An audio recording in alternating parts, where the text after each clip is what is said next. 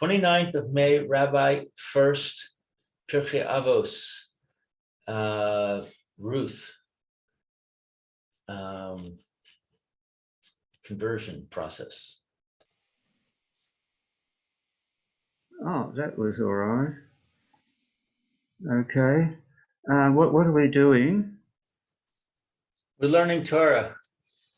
I know, but what? We have this handout that Rabbi sent last week. Did you get it in your email? Well, probably. I'll wait till you put it up on screen. Yeah, I'll put it up on the screen. Good morning, Oh. good morning, Barry. Good morning, Rabbi. How are you? Baruch Hashem, Shavua Tov. Good to see you Shavua all. Tov. Yeah, this is Rabbi Shlomo, first year Yeshiva Tzamanashi here in Yerushalayim. We're learning our first year.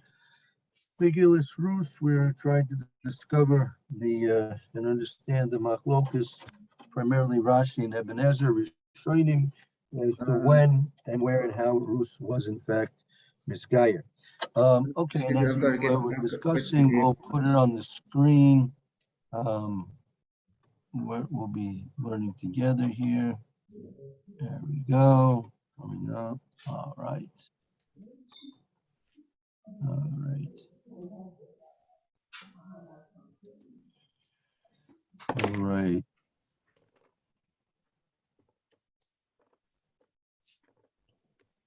Good. I'm good. I can't hear. Right. Fine. All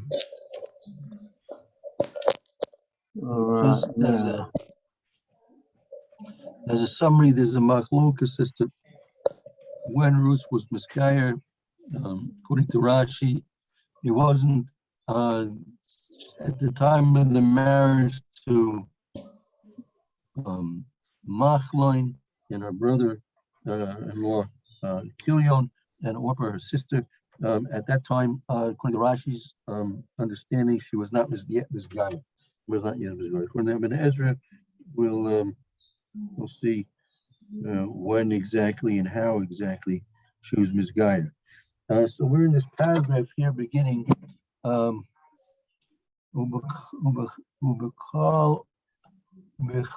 in general.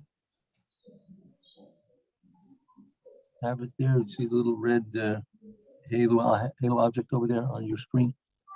I see it. Read. Okay, very good. Fine. Yes. So who would like to begin to read a bit today?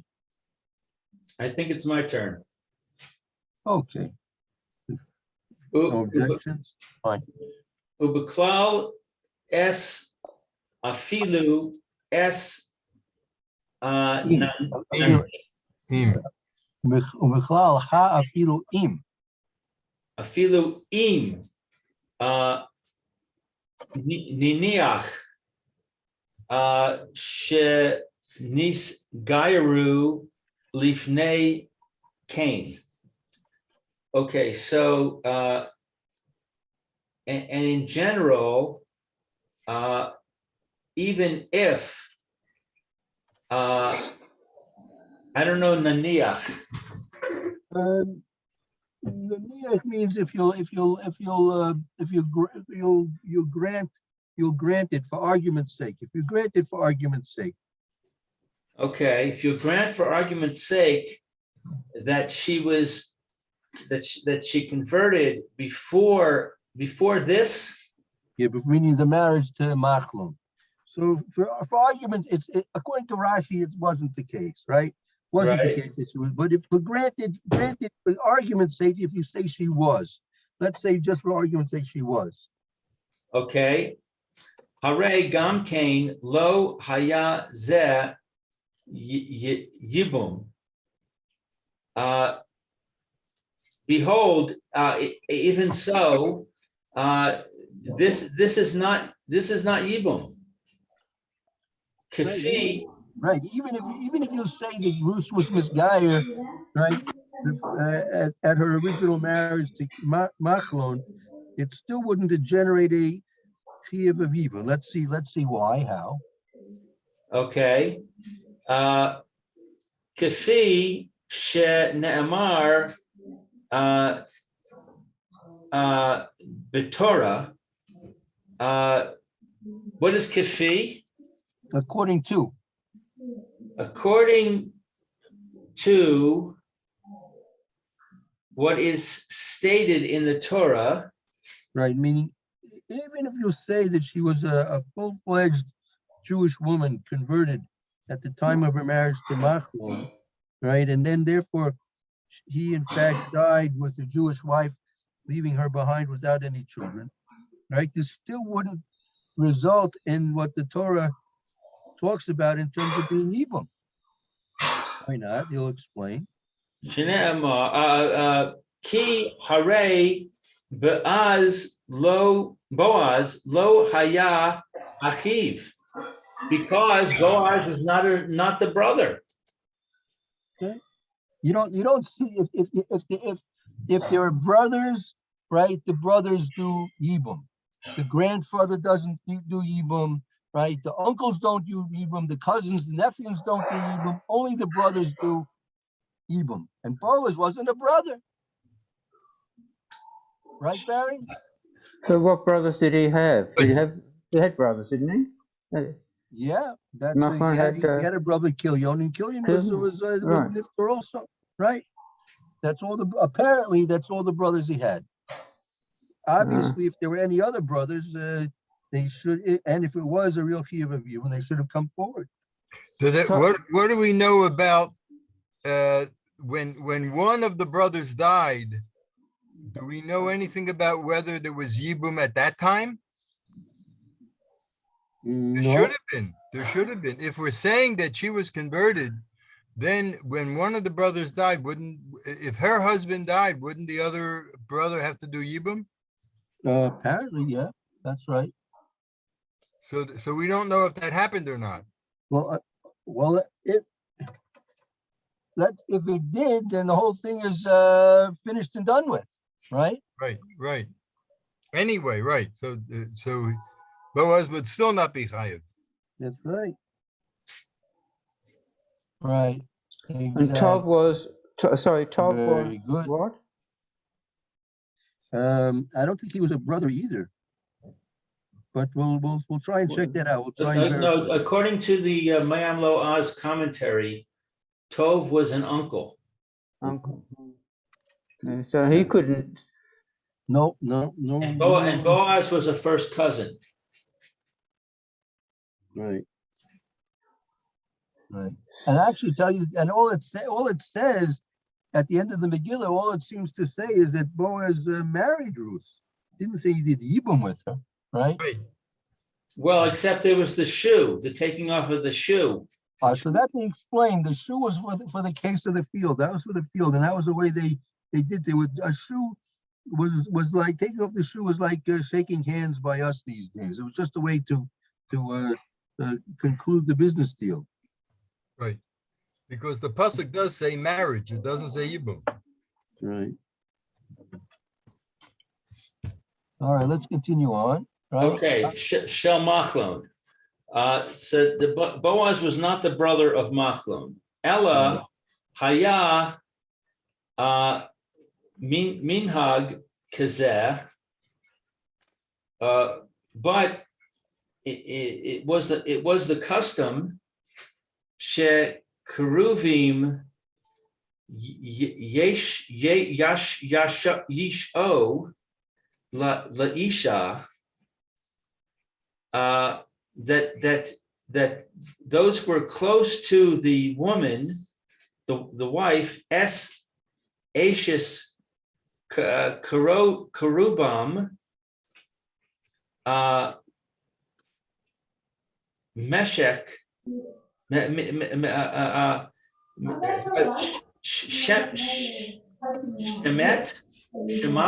Right. It was Ella Hayaminik. There was such a custom that Kroivim Yisha the Isha Asher Ish's Kroivim Shemes Blizar. There was a custom like this that the relatives would marry a woman of someone who was in their family that died without children. So it was a minute. It was just a minute that if a person had a relative in his family and that relative died without any children, and I guess there was no opportunity to do Yibum. So there would be a minute that another relative would remarry the widow. Huh. Okay, that's news. Right? So there was a minute like that. Okay. Okay, so that changes the situation quite a lot, quite dramatically. Right, correct. V'chach matzinu be'emes the Ramban, The Ramban, right? and thus we find in truth in the Rambam. This is a reference. Al Torah, the Rambam, Al Torah, Parsha Vayeshev. The Rambam's commentary on the Torah Perek V'Yeshev. Right. Hashem. What is this chet? That's Lamed Perek Lamed Chet Pasuk Chet. Oh, pasuk chet. Okay. That's where you find the Rambam. That's where you find the Rambam, right? Shemevir ki hachachamim hakadmonim kodem haTorah, that what is this mibaer? That he explains, the Ramban explains ki hachachamim hakodmim before Matan Torah, that the sages before the ancient sages before the giving of the Torah, Yad o ki yesh to'eles gedolah. They knew that there was a great purpose. Yibum. There was a great purpose in Yibum. Ha'ach ve'ach rav ha'karov b'mishpacha v'kulei, that the brother and his brother were close family. right? This is, I think if you look there, I think he's talking about that was the situation with Yehuda and Tamar. If you look there, and I think if you look there, Oh yeah, Yehuda did something like Yibum. Lamed Ches, let's take a look. Lamed Ches Ches.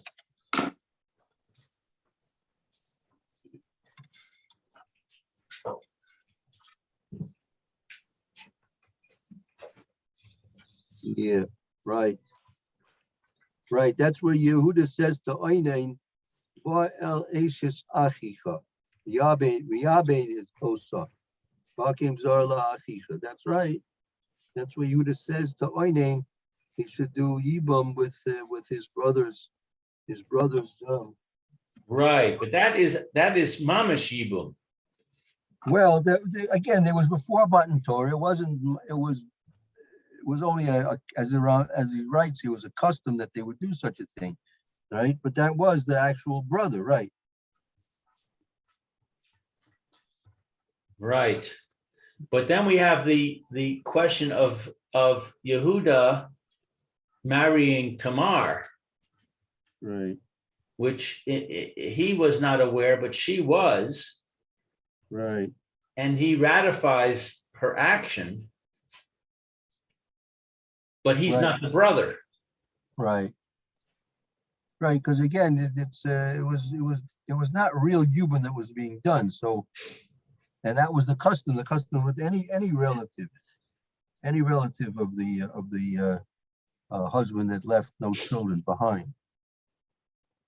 Right. Maybe the brother had the first opportunity. So the choicest one to do it, but the others had, according to the parent custom existing then, the others had a possibility as well. But they also did that after Matan Torah? The relatives, apparently Boaz was after Matan Torah, so he understood that if there's no real opportunity for Yibum, so then there's still an opportunity for a relative to do it if it's possible to marry her. So then what was Boaz offering Ploni Almoni? We'll have to see. In terms of Ruth, I don't think anything. Why he made it conditional that his buying, redeeming of the field was connected to marrying Ruth, because maybe he just wanted to force the point that this custom should be enforced. But it was only a custom. It wasn't a law of Yibum, actually.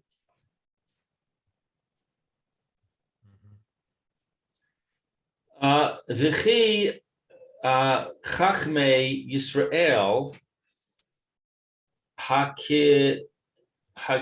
Hakadmonim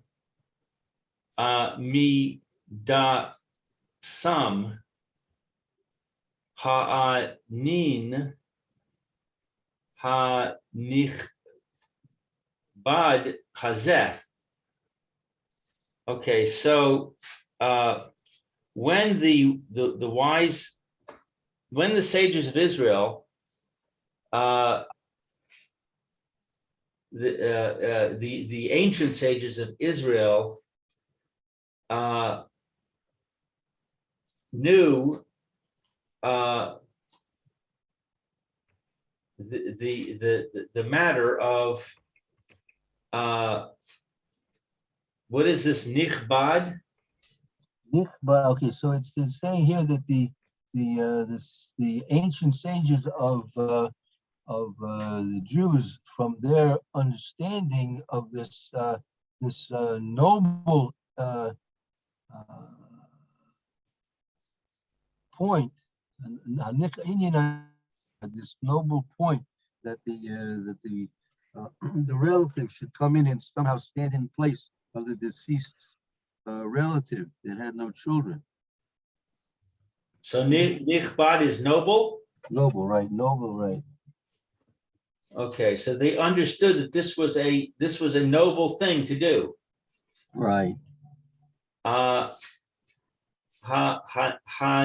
Hanhago lifanim b'Yisrael la'asos ha'maaseh hazeh. The custom to for a Jew to do this action. B'chol yorshei ha-nichla be'osam shelo yiyeh bahem isur. That all inheritors, or I guess orphans. No, this is talking about inheritance, meaning in any case you'll have an inheritance of property, right? And that inheritance of property is going to be because the relative was that of a close relative, and so his properties now revert through inheritance to another relative, right? Right. So along with that, the custom was that along with that, if there were no children from that person that he's inheriting, so he would be accustomed to do this this remarriage with the widow. And he's gonna say that's only as long as there's no there was no prohibition of arayos involved. There's certain women that you just can't get involved with.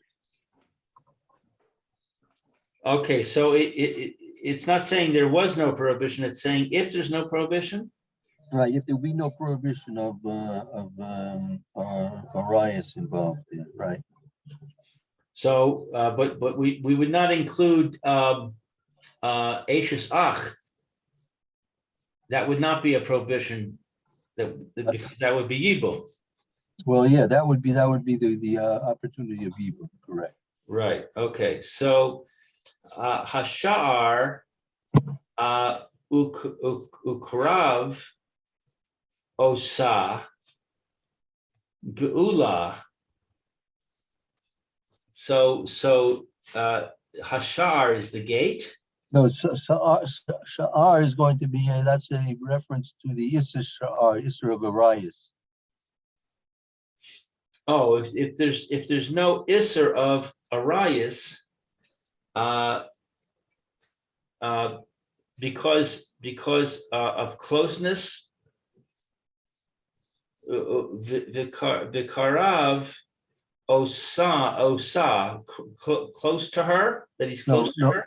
Like this Vikara also Go'ola, meaning the person who would do this would be called the Geula. He would be called the Geula. He's explaining what the custom was, right? The custom was that even though there's no obligation of actual Yibum, but the custom was, especially when there would be an inheritance of the properties from the relative who was deceased without having children. So there would be also this custom to marry the wife of the deceased person without relatives, and that person who's going to be marrying the wife through this custom, he's called the Go'ola. He's called the Redeemer.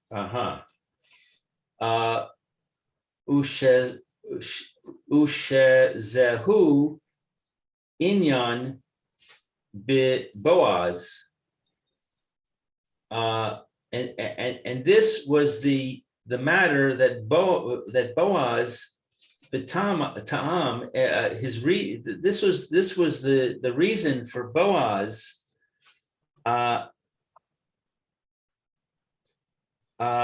Naami V'hashchinos Ayin Sham. This was the reason that Boaz and Naomi Hashchinos, I don't know. In Boaz Vitam Naomi Hashchonos Ayin Sham, and this is the union of Boaz and the Tam. I guess the reasoning of Naomi and Hashchunos. Shchunos. I'm not sure that is making reference to the Shchunos. I'm not sure. This might all be. He seems to be reading this out from the Ramban. What's the translation of Shchunos? Well, I think that's it. If you look at the end of the Megillah, it mentions about the women there, right? What are the last psukim? Shchuna is a neighborhood, no? Yeah, but also could mean the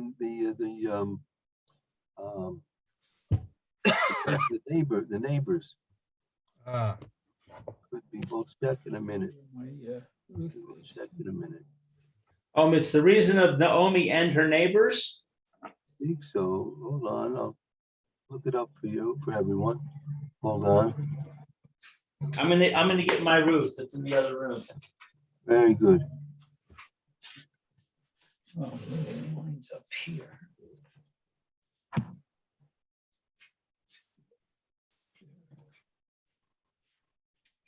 Yep. Right. Okay, that's one thing.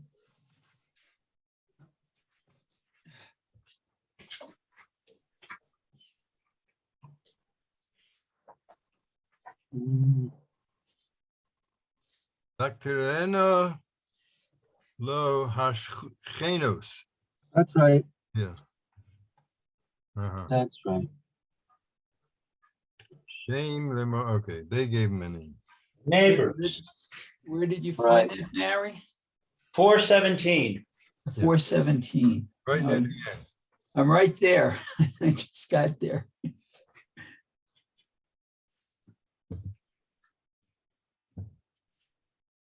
The neighbor women, it says. The That's right. neighborhood women, yeah. I guess her neighbors, yeah.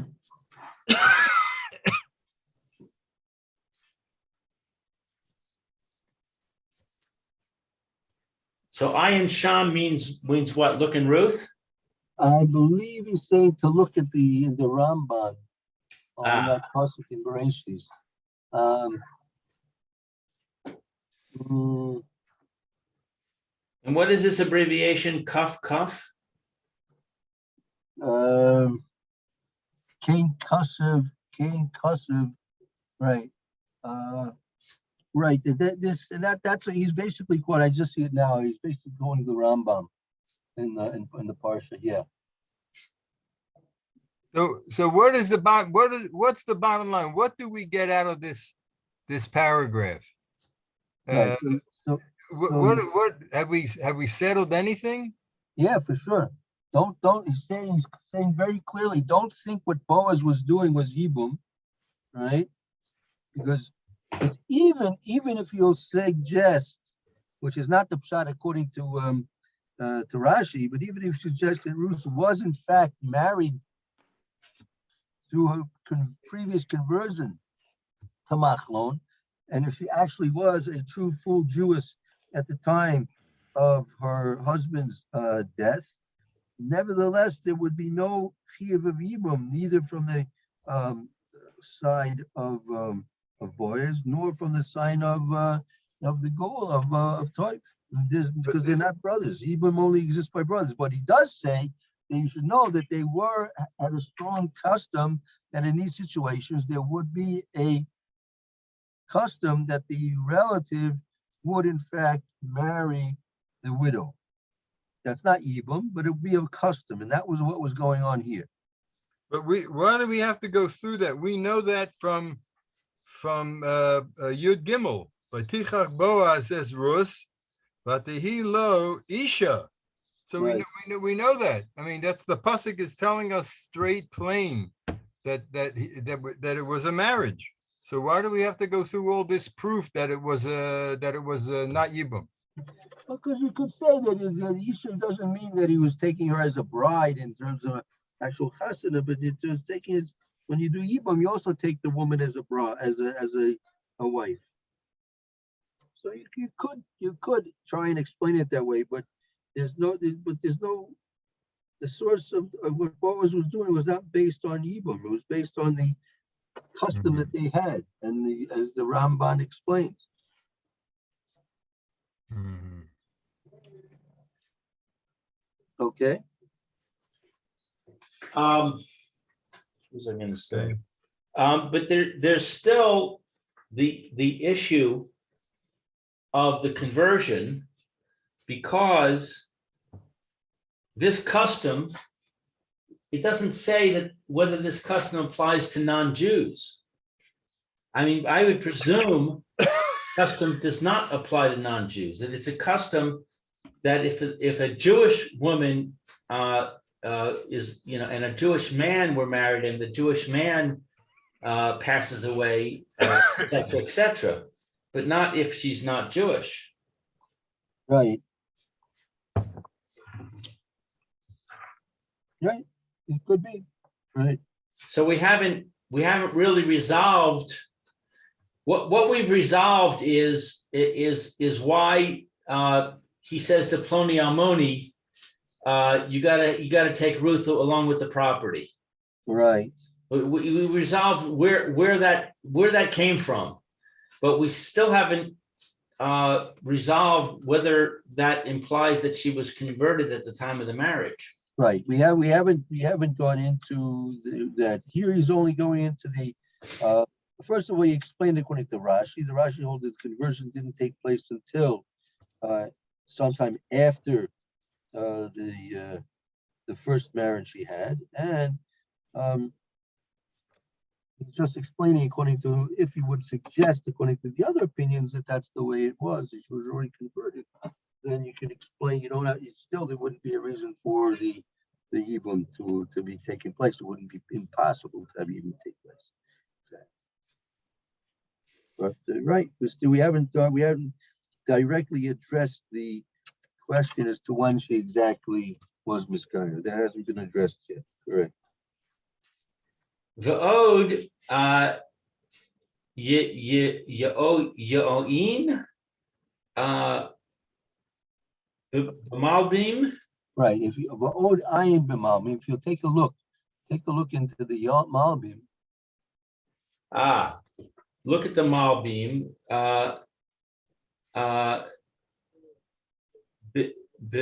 Wrote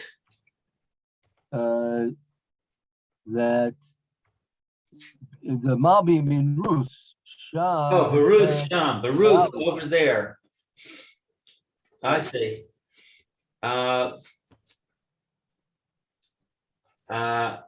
Quote, Vayikach Boaz es Rus. Okay, this is the pasuk we just looked at. It's 4:13.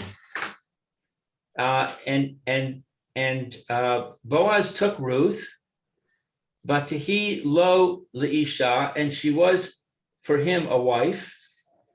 Vayavo elav, and he came upon her, Bugo, etc. She Boaz, no, she mivoar, she ha psuk. Apostle, this verse. Right. What is mivoar? It's clarifying. So it's this pasuk is clarifying misafek, the doubt. Shelo nahag kimiyibam, that there was not a custom like yibum es ashes ach,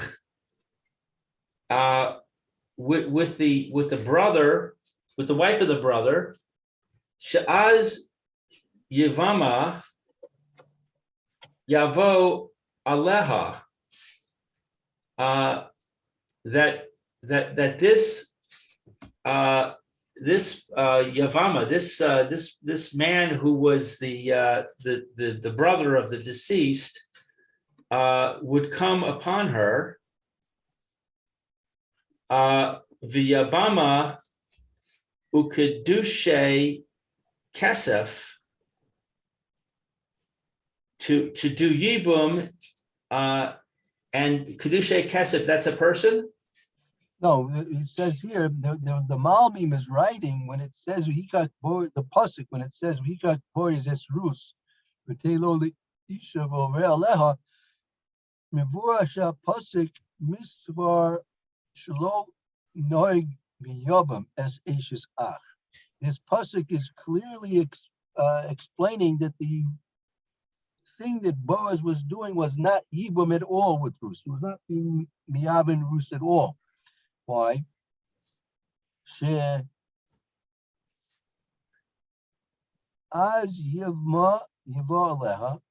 Because it says by the Yibun that he just comes upon her and he's miyabin her.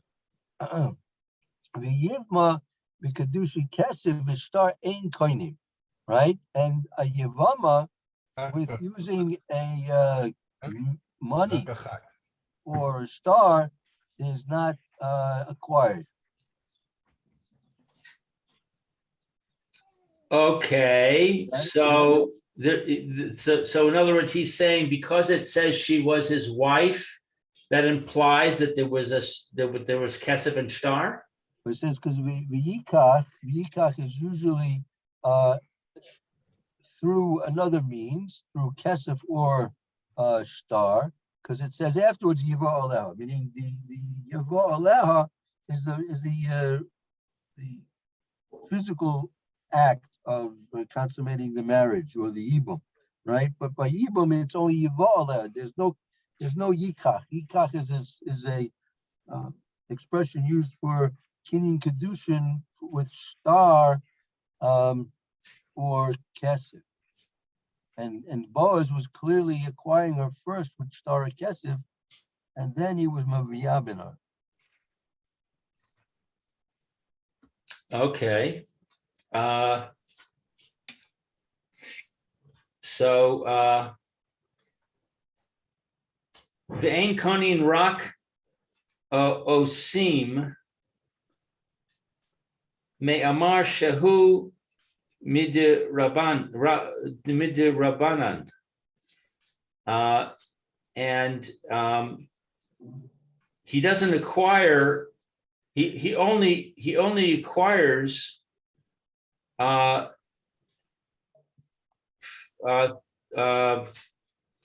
according to the rabbis.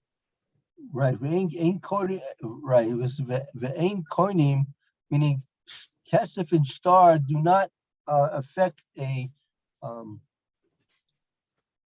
kinyan of a yavama, right? Right. Rak osim maimer shumadurbanan. The kinyan star can only do something which is called maimer, which is a type of a rabbinical type of a marriage.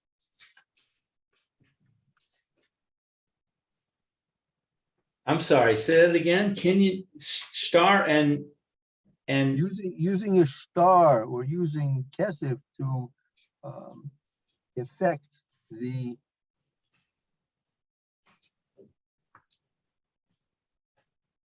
marriage relationship from a man to a woman is only effective in what we call mimer, which is another type of marriage relationship. But that's only something which is mitzvah. That's not what we're talking about over here. I thought Kesef and Star was derisa. No, that's by an ancient ish. But mimer here, he's talking about it's only kesef and star. You still have to do it. Yeah, if you don't consummate the marriage physically, there's no marriage. Even if you spent money to make a kinyan or made a start to make a kinyan, eventually, sooner or later, the marriage has to be consummated. Right. Okay, I understand what you just said, but I'm losing I'm not getting the point here. What's the clarification? Trying to explain the fact that the pasuk used the lashon of yikach, and yikach is in reference to, in this case, yikach is in reference to kesef or star, and those Right. things are not effective in making a marriage relationship. Right? Those are not, they in themselves are not effective to make a marriage relationship.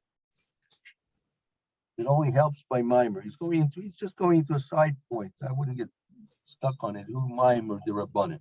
Mimer the rabbanan is a separate technical type of a marriage with the rabbanan. So the fact that it says Vayikach Boaz es Ruth Vatahilo Leisha, she was at that point not his wife yet. No, because it says v'yari. That's the whole point. He said v'yikach. V'yikach was with either star or kesef, and then v'yiva elad. Then he lived with her, and that completes it. That's right. That's right. Okay. And that's certainly not yibum. That is not yibum whatsoever.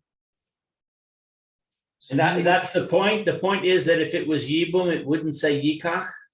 That's right, exactly. Now I want to ask a point based on this. In modern times, there have been times that when a young couple gets married, that for some unforeseen reason, the kala is nida. Right. So does that mean that they are actually not married until a later date when they are together? According to some opinions, yeah, that's right. What the halakha is lamais is another story, but according to some opinions, yes. Because then they couldn't live together. And they don't, and you're right, and they don't. I mean, they shouldn't even be dwelling in the same. a house. Right. That's right. That's They part have of, to separate, in other words. that they right? do. That's right, they do. A corpus nita, they usually don't live together until she's back to regular. Right, right. Yep. He, Right. You what? the yibum hazeh lo haya ella mitzad ha minhag levad. Since this yibum is only from the side of the custom alone. Right. Meaning what Boaz was doing. Boaz was only doing what the custom in those days was. That's all he was doing. But why are they calling it yibum? I thought we just established it's not yibum. But it's a pseudo yibum. It's yibum make believe. Okay, this pseudo yibum is only according to this custom. Yeah, exactly. That's right. Exactly. The kidash osa bikadushe kesef o star, and the marriage. This marriage is a marriage from money or contract. Right. That's what made the marriage. The marriage was already done through the money or the contract.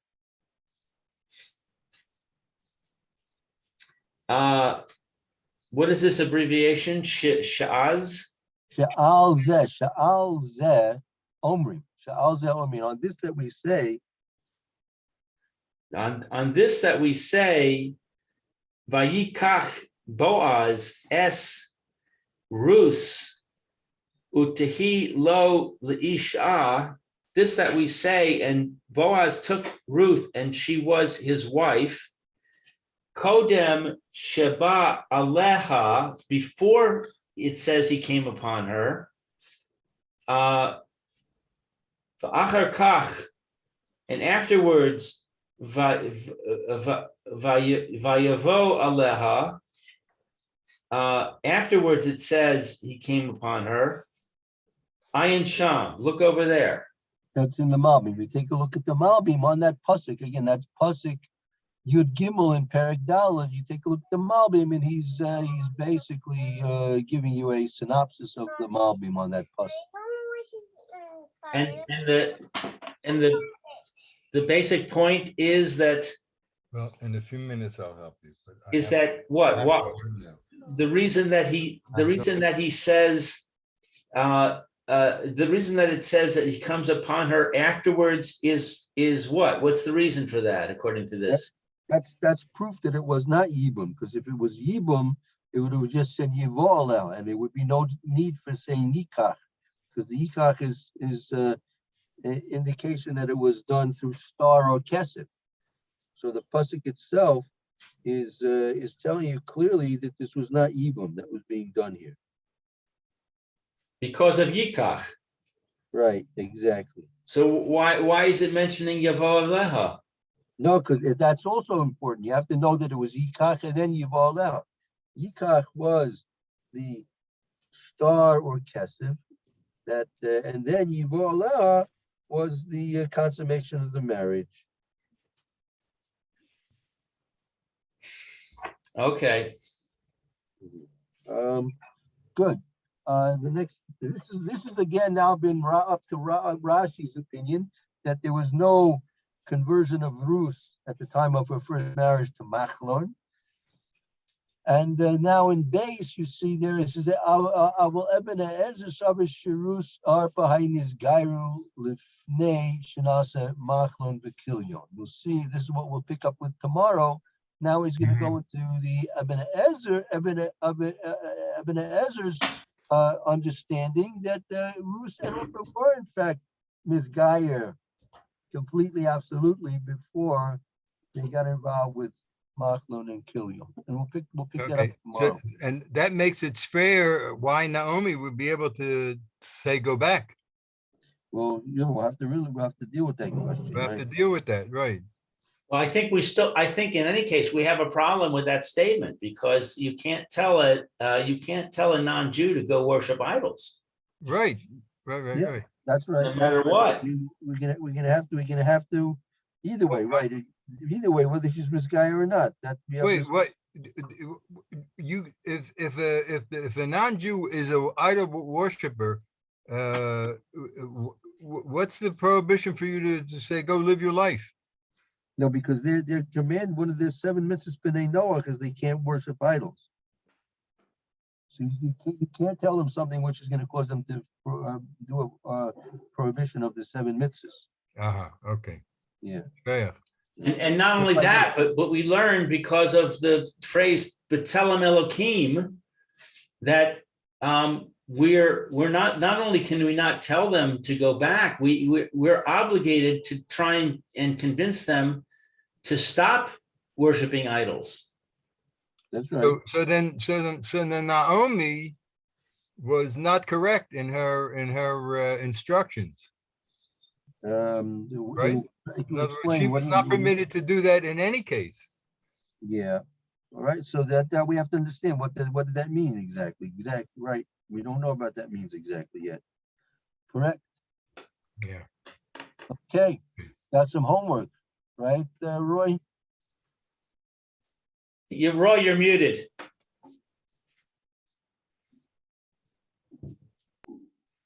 Yeah, maybe. Okay. Okay. You can mute yourself again. It's okay. So now Go back on mute. we'll take a break now, and we'll come back on in a few minutes. Okay. Okay, thank you, Rabbi.